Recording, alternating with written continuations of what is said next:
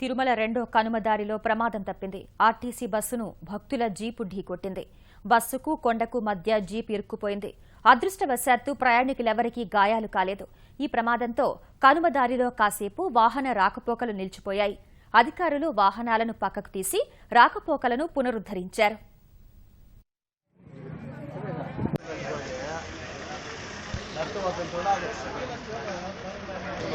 जिनमें सील पे डाले